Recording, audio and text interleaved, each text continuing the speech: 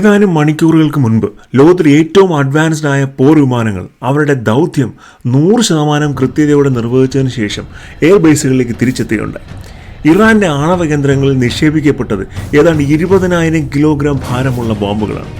ഒരു aircraft carrier നിർമ്മിക്കുന്നതിനേക്കാൾ കൂടുതൽ കാശ് ചെലവാക്കിയാണ് അമേരിക്ക ഈ വിമാനങ്ങൾ നിർമ്മിച്ചിരിക്കുന്നത്. നമ്മളെന്ന് പറയുന്നത് B-2 സ്റ്റെൽത്ത് ബോംബേഴ്സിന്റെ കഥയാണ്. ആകാശത്തിലെ മരണദൂതനെന്നും അത്യുന്നതങ്ങളിലെ ചക്രവർത്തിയെന്നും വിളിപ്പേരുള്ള B-2 stealth bombers. Welcome to white board stories. ഈ ബോംബർ വിമാനങ്ങൾക്ക് ഏതാണ്ട് 50 വർഷത്തെ ചരിത്രമുണ്ട്. ശീതയുദ്ധം കൊടുമ്പിരി കൊണ്ടിരിക്കുന്ന കാലം, കൃത്യമായി പറഞ്ഞാൽ 1979. ആ സമയത്താണ് അമേരിക്ക മനസ്സിലാക്കുന്നത് തങ്ങളുടെ ബദ്ധവൈരികളായ റഷ്യ മിസൈൽ സിസ്റ്റംസും എയർ ഡിഫൻസ് സിസ്റ്റംസും വളരെ വേഗതയിൽ അഡ്വാൻസ് ചെയ്തുകൊണ്ടിരിക്കുകയാണെന്നുള്ളത്. അതൊരു വലിയ പരിഭ്രാന്തി അമേരിക്കൻ ഭരണകൂടത്തിലും പെൻറ്റഗണിലും വരുത്തി. കാര്യം, ഒരു അണ്വായുധ പ്രയോഗം ഉണ്ടായി കഴിഞ്ഞാൽ റഷ്യയ്ക്ക് അമേരിക്കയെ ആദ്യം ഹിറ്റ് ചെയ്യാൻ സാധിക്കും എന്നുള്ള ഒരു കാരണമായിരുന്നു അതിന് പിന്നിൽ. അപ്പോൾ അതിന് പകരമായിട്ട് അമേരിക്കൻ ഭരണകൂടം തീരുമാനിച്ച ഒരു കാര്യം, ഒരു വെൽ അഡ്വാൻസ്ഡ് ആയിട്ടുള്ള ഒരു അത്യാധുനികമായ ഒരു ഫൈറ്റർ സിസ്റ്റം ഡെവലപ്പ് ചെയ്യുക, ഒരു ബോംബർ ജെറ്റ് ഡെവലപ്പ് ചെയ്യുക.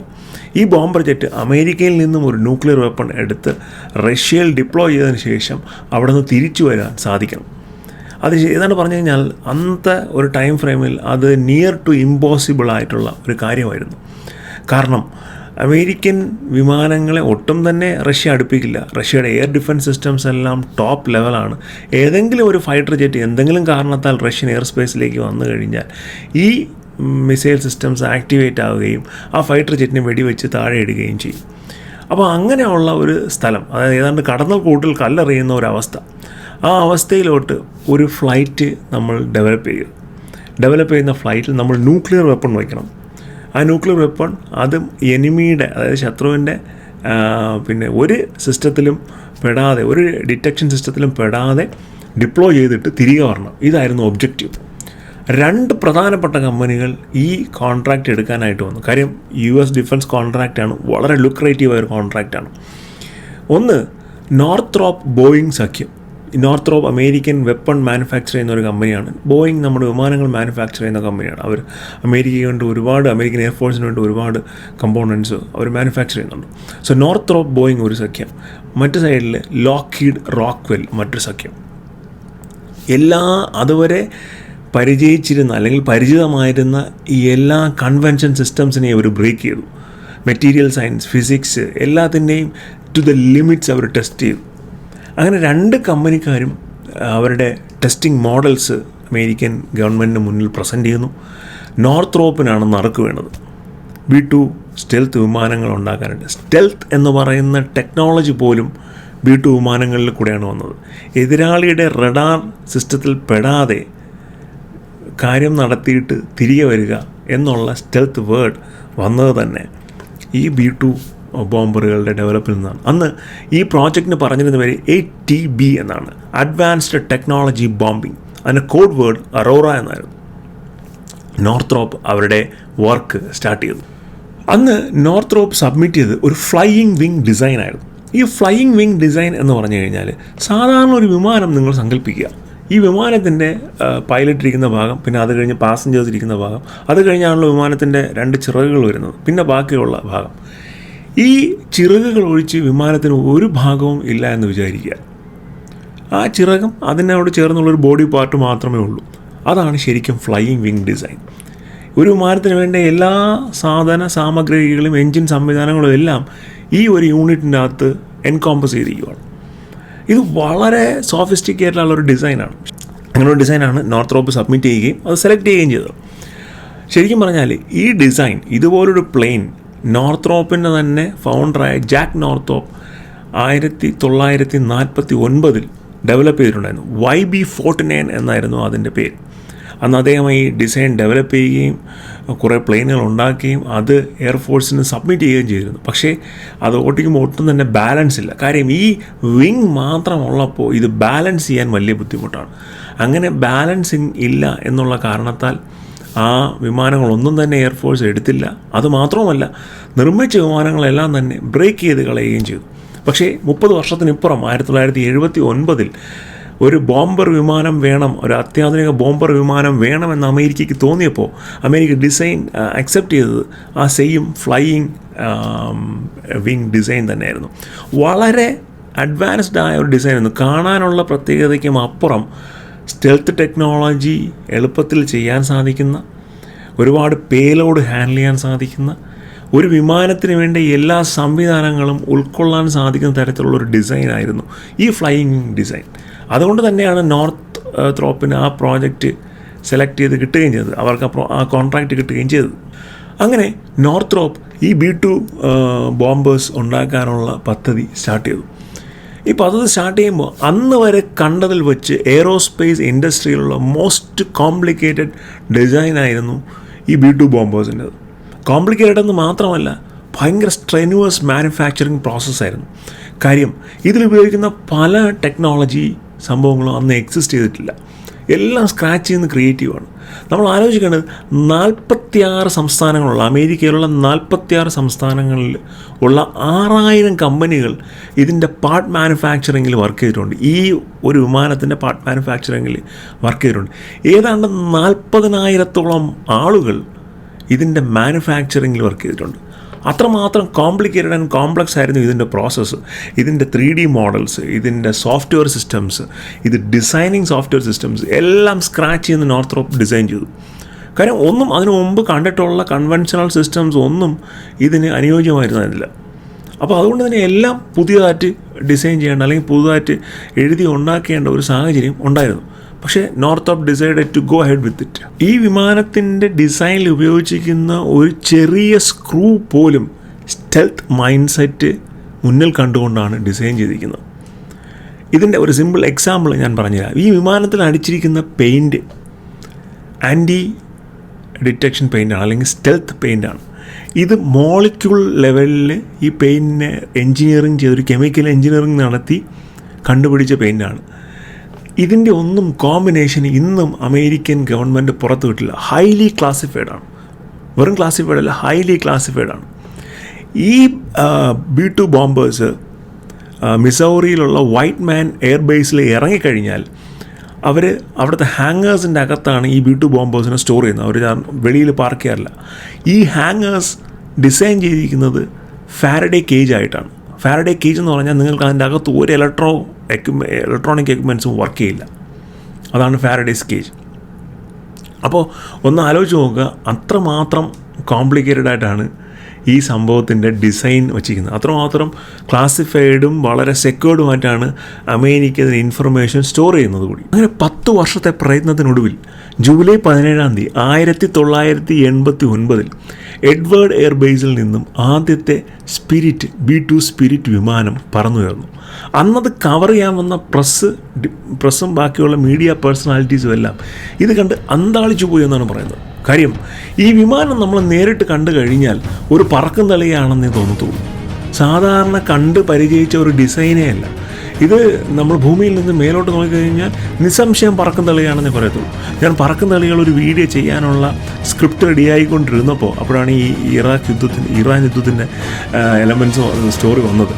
ചെയ്തുകൊണ്ടിരുന്നപ്പോൾ അതിൽ പറയാൻ വച്ചിരുന്ന ഒരു മെയിൻ പോയിൻ്റാണ് ഈ B-2 വിമാനങ്ങളെ ഒരുപക്ഷെ എന്തുകൊണ്ട് UFOയ്ക്ക് വേണ്ടി കോൺട്രിബ്യൂട്ട് ചെയ്തിരിക്കുകയാണ്. ഞാൻ കൂടുതൽ ഡീറ്റെയിൽസ് അതിൽ പറയാം. ഇത് കണ്ടു കഴിഞ്ഞാൽ അങ്ങനെ പറയുന്നു.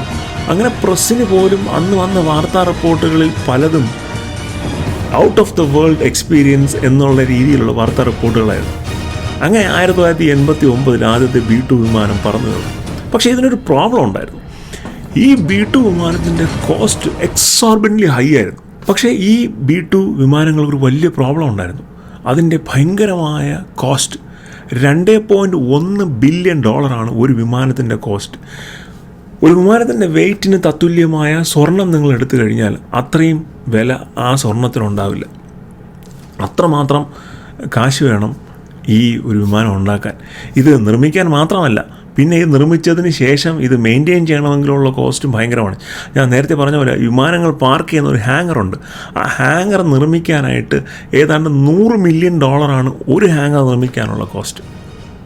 അങ്ങനെ ഒരു വലിയ കോസ്റ്റിൻ്റെ പ്രോബ്ലം ഇതിൻ്റെ അകത്തുണ്ടായിരുന്നു. പിന്നെ ഒരു വലിയ കൂനിന്മേൽ കുരു എന്നുള്ള രീതി പോലെ 1991 USSR പിളരുന്നു. പിന്നെ റഷ്യ മാത്രമേ ഉള്ളൂ. അപ്പോൾ USSR എന്നുള്ളൊരു എൻറ്റിറ്റി ആക്രമിക്കണം എന്നുള്ള ഐഡിയയിലാണ് അമേരിക്ക ഈ പ്രോജക്റ്റ് ഡെവലപ്പ് ചെയ്തതും ഇത് പിന്നെ ഫ്ലൈ ഓഫ് ചെയ്തതുമല്ല. പക്ഷെ പിന്നീട് ആർക്ക് വേണ്ടി ഇത് ചെയ്തു, നമുക്കിതിൻ്റെ ആവശ്യകത എന്ത് എന്നുള്ളൊരു വലിയൊരു ചോദ്യം വന്നു. അങ്ങനെ ആദ്യം ആർമി കമ്മിറ്റ് ചെയ്തിരുന്ന ഏതാണ്ട് 150ഓളം ജെറ്റ് ബോംബേഴ്സ് വാങ്ങാമെന്ന് കമ്മിറ്റ് ചെയ്തിരുന്നത് പിന്നീട് കുറഞ്ഞ് അവസാനം ആകെ 21 ബോംബേഴ്സാണ് എയർഫോഴ്സ് വാങ്ങിയത്. അതിൽ കറൻ്റ്ലി 19 എണ്ണമാണ് അവർ യൂസ് ചെയ്യുന്നത്. ഒരെണ്ണം അവർ പാർട്സിന് വേണ്ടിയിട്ട് ഡിസ്മാൻറ്റിൽ ചെയ്തായിരുന്നു. മറ്റൊന്ന് എന്തോ ആക്സിഡൻറ്റ് പറ്റിയിട്ടുണ്ടായിരുന്നു. അങ്ങനെ കറൻ്റ്ലി 19 വിമാനങ്ങളാണ് ഇൻ സർവീസിൽ ഉള്ളത്. ഇന്നും ഈ വിമാനം കേവലം ഒരു മണിക്കൂർ ഈ വിമാനം ഓപ്പറേറ്റ് ചെയ്യണമെങ്കിൽ ഏതാണ്ട് 1 കോടി രൂപയ്ക്ക് മേലെയാവും ഇതിൻ്റെ ചിലവ്.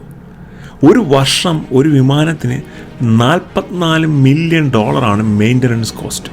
സോ ഇതിൻ്റെ കോസ്റ്റ് ഭയങ്കര കൂടുതലാണ്. ഈ ടെക്നോളജിക്കൽ അഡ്വാൻസ്മെൻറ്റ് നമുക്ക് തരുമ്പോഴും ഇതിൻ്റെ കോസ്റ്റ് ഭയങ്കര കൂടുതലാണ്. അത് അമേരിക്കയ്ക്ക് ഒരു വലിയ തലവേദന തന്നെയായിരുന്നു. അപ്പോൾ ഇത് ഒരു കോൾഡ് വാറിൽ നിന്ന് ഉണ്ടാക്കിയ അല്ലെങ്കിൽ ശീതയുദ്ധ കാലത്ത് ഉണ്ടാക്കിയ അല്ലെങ്കിൽ എടുത്ത് തലയിൽ വെച്ചൊരു വലിയ പ്രോജക്റ്റാണ്. ഇത് തലവേദന ആയല്ലോ എന്നുള്ള ചിന്താഗതിയിലാണ് അമേരിക്ക ഇരുന്നത്. അങ്ങനെ ഇരിക്കുകയാണ് 1999 കൊസോവോ യുദ്ധം എത്തുന്നത്. ആദ്യമായിട്ട് B-2 ബോംബേഴ്സ് ഡിപ്ലോയ് ചെയ്യപ്പെടുന്നു. സെർബിയൻസിനെതിരെയാണ് അന്ന് അമേരിക്കൻ ഫോഴ്സ് ഡിപ്ലോയ് ചെയ്യുന്നത്. സെർബിയൻസ് സ്വപ്നത്തിൽ പോലും വിചാരിച്ചില്ല ഇങ്ങനെ ഒരു വിമാനം വരികയും അറ്റാക്ക് ചെയ്യുകയും പോവുകയും ചെയ്യുമെന്നുള്ളത്. കാരണം അത്രമാത്രം സോഫിസ്റ്റിക്കേറ്റഡ് ആണ് ഈ B-2 വിമാനത്തിൻ്റെ മൂവ്മെൻ്റ് എല്ലാം. ഒരു തരത്തിലുള്ള ഡിറ്റക്ഷൻ സിസ്റ്റംസും ഇതിനെ ക്യാപ്ചർ ചെയ്യാൻ പറ്റത്തില്ല. വലിയ ബുദ്ധിമുട്ടാണ്. ഒരു ഫുട്ബോൾ ഫീൽഡിൻ്റെ അത്രയും വീതിയും സൈസും ഉണ്ട് ഇതിന്. ഏതാണ്ട് 179 ഫീറ്റ് വീതി, 52 മീറ്റർ നീളം. എന്നാൽ ഇതിൻ്റെ റഡാർ ക്രോസ് സിഗ്നേച്ചർ, റഡാറിൽ ഈ വിമാനം പതിയുന്നത് 0.01 മീറ്റർ സ്ക്വയറാണ്. ഒരു കാക്കയോ അല്ലെങ്കിൽ ഒരു പ്രാവോ ഇത്രയേ വരത്തുള്ളൂ. ഇത്രയും എന്താ പറയുക, ഒരു ആജാനബാഹുവായ ഒരു സാധനം റഡാർ സിഗ്നേച്ചറിൽ വരുമ്പോൾ ഒരു കിളിയെ പോലെയാണ് കാണുന്നത്. അത്രമാത്രം സോഫിസ്റ്റിക്കേറ്റഡ് ആയിരുന്നു ഇതിൻ്റെ പുറത്തുള്ള എല്ലാ പിന്നെ കോട്ടിങ്ങും പെയിൻറ്റിങ്ങും എല്ലാം തന്നെ. ഇനി ഈ വിമാനത്തിൻ്റെ കേപ്പബിലിറ്റീസ് എന്തൊക്കെയാണെന്ന് ആലോചിക്കണം. ഒന്ന്, ഇത് ആസ്ട്രോ നാവിഗേഷൻ സിസ്റ്റമുള്ള ഒരു പ്ലെയിനാണ്. NAS-26 നാവിഗേഷൻ എന്ന് പറഞ്ഞാൽ ഇതിൻ്റെ അകത്തുള്ള GPS സിസ്റ്റംസ് എല്ലാം ഡൗൺ ആയാലും സെലസ്റ്റിയൽ ബോഡീസിനെ നോക്കി, അതായത് നക്ഷത്രങ്ങളെ നോക്കി നാവിഗേറ്റ് ചെയ്ത് ലക്ഷ്യത്തിലെത്താനായിട്ട് B-2 ബോംബേഴ്സിന് സാധിക്കും. വളരെ ഹൈലി ടെക്നോളജിക്കൽ അഡ്വാൻസ് ആണ്. 1990കളിലാണ് ഇത് പുൾ ഓഫ് ചെയ്തതെന്ന് നമ്മൾ ആലോചിക്കണം, ഇപ്പോഴൊന്നുമല്ല. പിന്നെ ഇതിൻ്റെ അകത്ത് യൂസ് ചെയ്തിരിക്കുന്ന റഡാർ സിസ്റ്റംസ്, ഇൻകമിങ് റഡാർ സിഗ്നൽസിലും ഡിഫ്ലക്റ്റ് ചെയ്യുക അല്ലെങ്കിൽ അതിനെ മിറർ ഔട്ട് ചെയ്യുക തുടങ്ങിയ കാര്യങ്ങൾ ചെയ്യുന്നതിനോടൊപ്പം തന്നെ വളരെ ഹൈ പ്രിസൈസ്ഡ് ആയിട്ടുള്ള ഗൈഡൻസ് സിസ്റ്റംസ്, റഡാർ സിസ്റ്റംസും ഈ പ്ലെയിനിൻ്റെ അകത്ത് യൂസ് ചെയ്യുന്നുണ്ട്. 50,000 ഫീറ്റ് മുകളിൽ നിന്നും B-12 ഓപ്പറേറ്റ് ചെയ്യാനായിട്ട് സാധിക്കും. 50,000 ഫീറ്റ് എന്ന് പറഞ്ഞു കഴിഞ്ഞാൽ മൗണ്ട് എവറസ്റ്റിൻ്റെ പൊക്കം 8,000 അടി അല്ലെ 8,000 സംതിങ് അടിയാണ്. ഒരു 9,000 അടി നമ്മൾ കൂട്ടിയാലും ഇത് 50,000 അടിയാണ് പൊക്കത്തിൽ നിന്നും ഇത് ഓപ്പറേറ്റ് ചെയ്യാനായിട്ട് സാധിക്കും. അങ്ങനെ എല്ലാ തരത്തിലും ചിന്തിക്കാൻ പറ്റുന്നതിനും അപ്പുറമുള്ള ടെക്നോളജിക്കൽ അഡ്വാൻസ് ഈ B-2 ബോംബേഴ്സിൻ്റെ അകത്ത് ഉണ്ടായിരുന്നു. 2 പൈലറ്റ്സാണ് ഇതിൻ്റെ അകത്തുള്ളത്. ഒരു മെയിൻ ഓഫീസറും പിന്നൊന്ന് ഒരു സെക്കൻഡറി ഓഫീസറും. അവർക്ക് വേണ്ടിയിട്ടുള്ള ടോയ്ലറ്റും പോലുള്ള സംവിധാനങ്ങളും ഈ വിമാനത്തിൻ്റെ അകത്തുണ്ട്. കാര്യം വളരെ ലോങ് ജേർണീസ് എടുക്കാനായിട്ട് B-2 ബോംബേഴ്സിന് സാധിക്കും. ഞാൻ ആദ്യമേ പറഞ്ഞല്ലോ, അമേരിക്കയിൽ നിന്നും പോയി റഷ്യയിൽ ന്യൂക്ലിയർ ബോംബ് ഡിപ്ലോയ് ചെയ്ത് തിരിച്ചു വരിക എന്നുള്ളതായിരുന്നു ഉദ്ദേശം. അതുകൊണ്ട് തന്നെ 30 മണിക്കൂർ 40 മണിക്കൂറൊക്കെയുള്ള ദൗത്യങ്ങൾ B-2 സ്റ്റെൽത്ത് ബോംബേഴ്സ് ചെയ്തിട്ടുണ്ട്. 99 കൊസോവയിലാണ് ആദ്യമായിട്ട് ഡിപ്ലോയ് ചെയ്യപ്പെട്ടത്. അത് കഴിഞ്ഞ് 2001 അഫ്ഗാനിസ്ഥാനിലെ ബങ്കറുകൾ തകർക്കാനായിട്ട് B-2 ബോംബേഴ്സ് ഡിപ്ലോയ് ചെയ്യപ്പെട്ടു. പിന്നീട് ലിബിയയിൽ ഡിപ്ലോയ് ചെയ്യപ്പെട്ടു. ഏറ്റവും അവസാനം ഇറാനിൽ. അങ്ങനെ വളരെ ക്രിട്ടിക്കലായിട്ടുള്ള വളരെ ഡിഫൈനിങ് ആയിട്ടുള്ള സ്റ്റേജസിലെല്ലാം ഈ B-2 ബോംബേഴ്സ് ഡിപ്ലോയ് ചെയ്യപ്പെട്ടിട്ടുണ്ട്. ഇന്ന് അമേരിക്കൻ മിലിറ്ററി പ്രൊജക്ഷൻ്റെ ഏറ്റവും നിർണായകമായ വെപ്പൺ സിസ്റ്റത്തിൽ ഒന്നാണ് B-2 ബോംബ്. എയർ ഡിഫൻസ് സിസ്റ്റത്തിൻ്റെ ഡിറ്റക്ഷൻ നിന്നും മാറുന്നു മാത്രമല്ല എയർ ഡിഫൻസ് സിസ്റ്റംസിനെ ജാം ചെയ്യാനുള്ള സംവിധാനങ്ങളും ഈ B2 ബോംബേഴ്സിനകത്തുണ്ട്. നമ്മളിപ്പോൾ ഒരു എയർ ഡിഫൻസ് സിസ്റ്റം ഉണ്ട് എന്ന് ഡിറ്റക്ട് ചെയ്ത് കഴിഞ്ഞാൽ അതിന് റോങ് സിഗ്നൽ കൊടുക്കുക, അല്ലെങ്കിൽ അതിനെ കംപ്ലീറ്റ്ലി കൺഫ്യൂസ് ചെയ്യിപ്പിക്കുക തുടങ്ങിയ സംവിധാനങ്ങളും ഈ B2 സ്പിരിറ്റിൻ്റെ അകത്ത് എൻകോമ്പസ് ചെയ്തിട്ടുണ്ട്. അങ്ങ് കൊസോവോയിൽ തുടങ്ങി ഇങ്ങ് ഇറാനിൽ വരെ കൃത്യമായ പ്രിസിഷൻ ബോംബിംഗ് ആണ് സ്റ്റെൽത്ത് വിമാനങ്ങൾ, B2 സ്റ്റെൽത്ത് വിമാനങ്ങൾ നടത്തിയിട്ടുള്ളത്. ഇന്നലെ ഇറാനിൽ നടന്ന അറ്റാക്കിൽ 7 B2 ബോംബർ വിമാനങ്ങൾ വൈറ്റ് മാൻ എയർബേസിൽ നിന്നും ലിഫ്റ്റ് ഓഫ് ചെയ്യുന്നു. കറക്റ്റായിട്ട് ഫൈറ്റർ ജെറ്റ്സുമായിട്ട് ജോയിൻ ചെയ്യുന്നു. 30,000 പൗണ്ട് കനമുള്ള, അല്ലെങ്കിൽ ഏതാണ്ട് 20,000 കിലോഗ്രാം ഭാരമുള്ള മാസീവ് ഓർഡിനൻസ് പെനിട്രേറ്റർ എന്ന് പറയുന്ന ബങ്കർ ബ്രേക്കിംഗ് ബ്ലോങ് എന്ന് വെച്ചാൽ ഏതാണ്ട് 100 അടി താഴ്ചയിൽ പോലും കോൺക്രീറ്റ് കെട്ടി അതിൻ്റെ അകത്തിരുന്ന് കഴിഞ്ഞാൽ പോലും ഈ ബോംബ് തകർക്കും. ആ ബോംബുകളും വഹിച്ച് 7 B2 വിമാനങ്ങൾ ഇറാൻ എയർ സ്പേസിലോട്ട് കയറുന്നു. ഇറാൻ ഒരു ക്ലൂ പോലും ഇല്ലായിരുന്നു ഈ വിമാനങ്ങൾ അവിടെ വരുന്നു എന്നുള്ളത്. കൃത്യമായ ലൊക്കേഷനുകളിൽ 3 ലൊക്കേഷനുകളിൽ ബോംബ് ചെയ്യുന്നു. ബോംബ് ചെയ്തതിന് ശേഷം അവർ തിരിച്ചു വരുന്നു. ഇന്നലെയോടുകൂടി അമേരിക്കൻ എയർബേസുകളിൽ തിരിച്ചെത്തുന്നു. എത്ര സോഫിസ്റ്റിക്കേറ്റഡ് ആണ് ഇത് ഹാൻഡിൽ ചെയ്തിരിക്കുന്നതെന്ന് ഒന്ന് ആലോചിച്ച് നോക്കുക. ഒരു വെപ്പൺ സിസ്റ്റമാണ്, ശരിയാണ്, അതിൻ്റെ ഒരു യുദ്ധ തലത്തിൽ ഉപയോഗിക്കുന്ന സാധനമാണ്. പക്ഷേ അതിൻ്റെ ഒരു ഹ്യൂമൻ എൻജിന്യൂറ്റി ഫാക്ടർ എന്ന് പറഞ്ഞാൽ എന്തുമാത്രം വലുതാണെന്ന്. വിമാനങ്ങളുടെ അവസാനത്തെ ദൗത്യമായിരിക്കാം ഇറാനിലേത്. എല്ലാ മനുഷ്യനിർമ്മിത വസ്തുക്കളെ പോലെ B2 വിമാനങ്ങളും കാലഹരണപ്പെട്ടുകൊണ്ടിരിക്കുകയാണ്. അമേരിക്ക അവരുടെ നെക്സ്റ്റ് ജനറേഷൻ ബോംബർ വിമാനങ്ങളിലേക്ക് നീങ്ങിക്കഴിഞ്ഞു. B-21 റൈഡർ എന്നാണ് അടുത്ത ജനറേഷൻ ബോംബർ വിമാനങ്ങളുടെ പേര്. B2 സ്പിരിറ്റിനേക്കാളും വളരെ അഡ്വാൻസ്ഡായ, വളരെ സ്റ്റെൽത്ത് കപ്പാസിറ്റി കൂടിയ വിമാനങ്ങളായിരിക്കും B-21 റൈഡർ എന്നാണ് പറയപ്പെടുന്നത്. എന്നാൽ വില ഇതിനേക്കാളും വളരെ കുറവ്. ഒരുപക്ഷെ കാലങ്ങൾക്കപ്പുറം നമ്മൾ എത്ര വികസിതമായ വിമാനങ്ങൾ ഉണ്ടാക്കിയാലും B2 was entirely different species. അത് നിർമ്മിച്ച കാലം, റോൾ ഔട്ട് ചെയ്ത വർഷം, അതിൻ്റെ കേപ്പബിലിറ്റീസ് ഓൾ ടുഗദർ ഒരു ഡിഫറെൻറ്റ് ലീഗിലായിരുന്നു. 1960കളിലും 70കളിലും റഷ്യ മിസൈൽ സിസ്റ്റത്തിലും എയർ ഡിഫൻസ് സിസ്റ്റത്തിലും കൈവരിച്ച നേട്ടത്തിനെ പിന്നീടുള്ള കാലങ്ങളിൽ അമേരിക്ക അവരുടെ ജെറ്റ് ടെക്നോളജി കൊണ്ട് മറികടക്കുന്ന കാഴ്ചയാണ് നമ്മൾ കണ്ടത്. അപ്പോൾ എന്തായാലും B2വിൻ്റെ വിശേഷങ്ങൾ നിങ്ങൾക്ക് ഇഷ്ടപ്പെട്ടു എന്നിരിക്കുന്നു. ഇഷ്ടപ്പെട്ടിട്ടുണ്ടെന്നുണ്ടെങ്കിൽ ലൈക്ക് ചെയ്യുക, ഷെയർ ചെയ്യുക, സബ്സ്ക്രൈബ് ചെയ്യുക. മറ്റൊരു വീഡിയോ വരുന്നതായിരിക്കും. ബൈ.